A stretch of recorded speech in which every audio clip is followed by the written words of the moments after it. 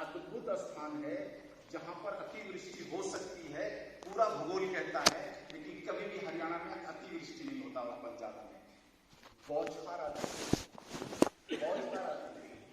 हाँ, अभी पिछली बार हरियाणा गया तो थोड़ी बौछार हो रही थी। पुनीत भाई के घर पे था, पुनीत भाई ने कहा गुरुजी बाहर नहीं निकलिए, वर्षा हो रही है। तो वर्षा कहाँ हो रही है? तो फुहार हो रही है। तो नहीं, यही वर्षा होती है यहाँ पर, फुहार को ही वो वर्षा मानते हैं। वहां गड़गड़ा करके तेज बारिश नहीं होती। जबकि भूगोल आप देखो 3 मौसम के ट्रैकिंग पर है वो राज्य, लेकिन कमाल हरियाणवी का है। और उसके बाद थोड़ा बात करना था बिहार वाला एक मामला, वो बड़ा जरूरी है, इसके उस पर थोड़ा 5 मिनट समय लूंगा। और ये उड़ीसा हो गया, छत्तीसगढ़ में कोशली का एक बड़ा अद्भुत विज्ञान था, कोशली को इसका थोड़ा सा बात करना था मुझे। ये तमिलनाडु का मध्य वाला हिस्सा, क्योंकि बड़ा अद्भुत है, 5-5 मिनट में ये दोनों निपटा देता है।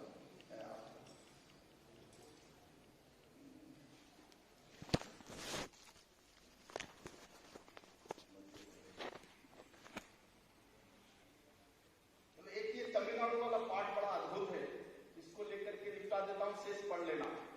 और इसमें फिर कोई भी प्रश्न आपके मन में उठता है, समय मिला तो यहीं के किसी सत्र में निपटा देंगे, या मेल में करना उसको निपटा देंगे।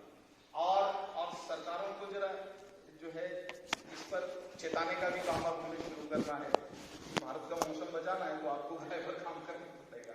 उसमें देखो, तमिलनाडु का भी जो भूगोल है ना, बड़ा अद्भुत है। आप एकदम दक्षिण में चले जाओ, कन्याकुमारी, रामेश्वरम, तो 3 समुद्र का जलवायु वहां पर टकरा रहा है। और इधर उत्तर तमिलनाडु में आप आ जाओ तो ये गुंटूर से उठा हुआ जो मानसून है, ये पूरा उत्तरी जो तमिलनाडु है, जो आपको चेन्नई से लेकर के डिंडीवनम तक का जो पूरा भूगोल है, इसको प्रभावित करता है। लेकिन इसके बीच वाला मदुरई, सेलम, तिरुचिरापल्ली का अद्भुत विज्ञान है। आप देखिए, बड़ा अद्भुत विज्ञान है।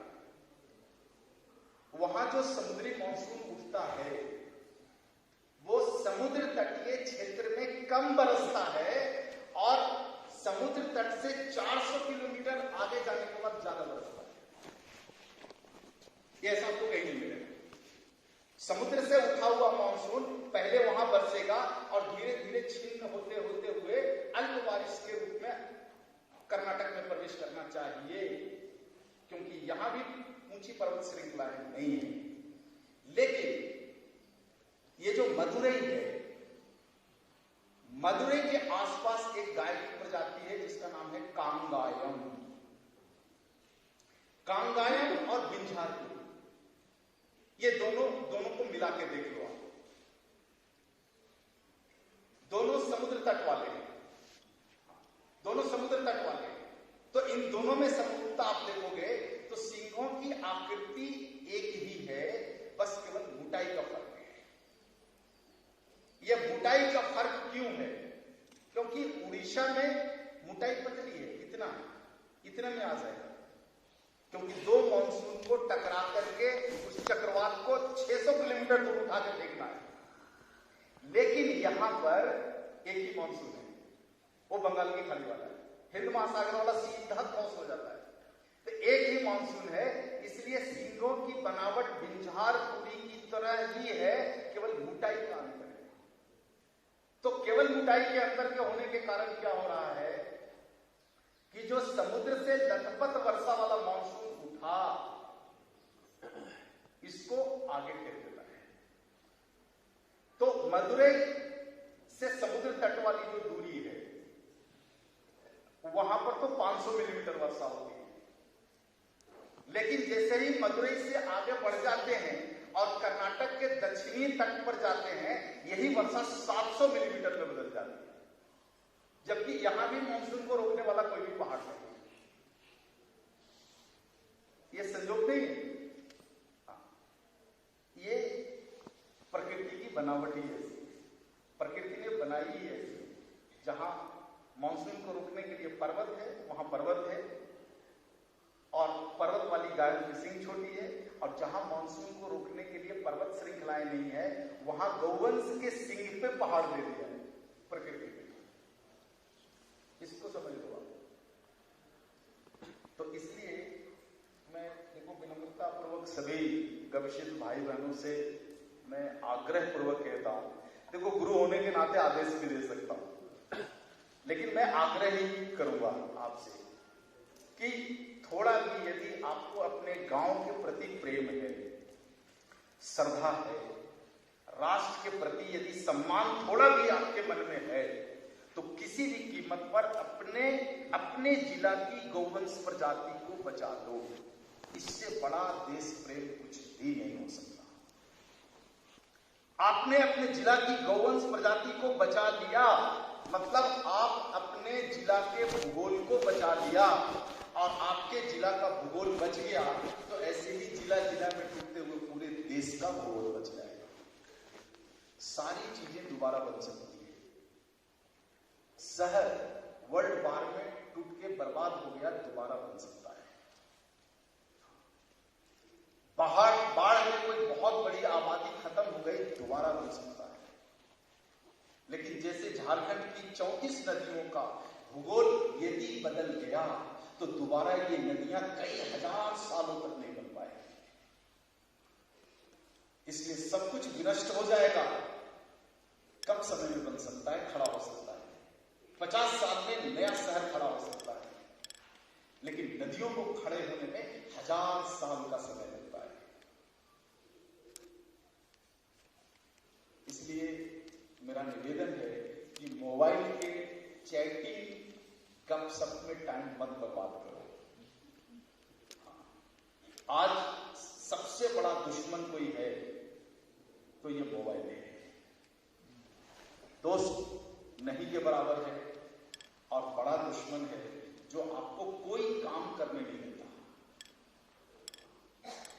इस आधुनिक जगत का प्रेत है, तो थोड़ा इस प्रेत को दूर रखो और अपने भारत भूमि के भूगोल की रक्षा के लिए इस गौवंश की रक्षा करो। सरकार को चेतने में 10 साल लगेगा।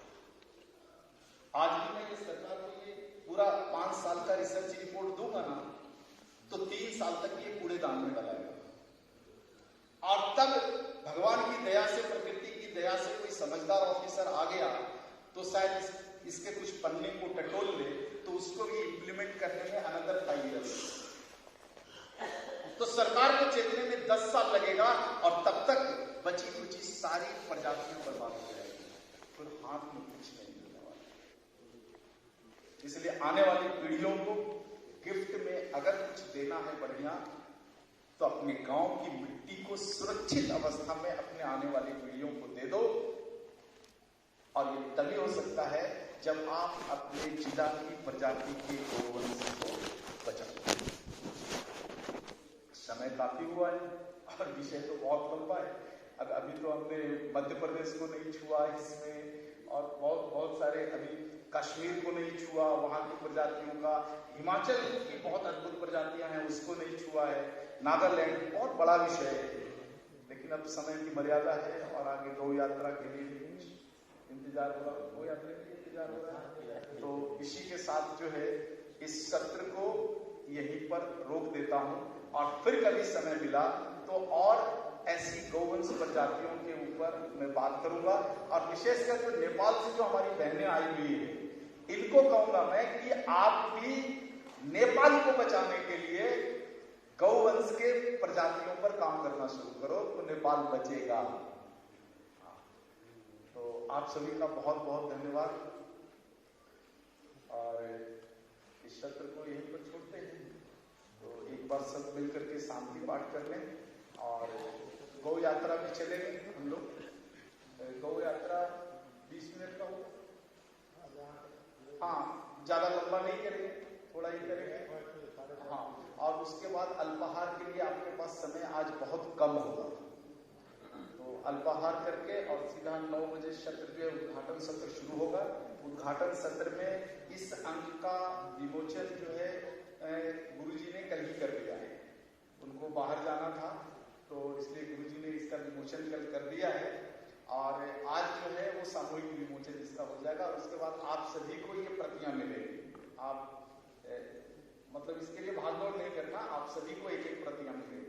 इसका। और इस बार का जो गवेषित अंक है इसमें ज्यादातर रिसर्च वर्क की है, इस बार हमने दिया है, और मरीजों के और आपके डॉक्टर के ये सारी चीजें दी हुई है। तो सभी लोग आंख बंद करें।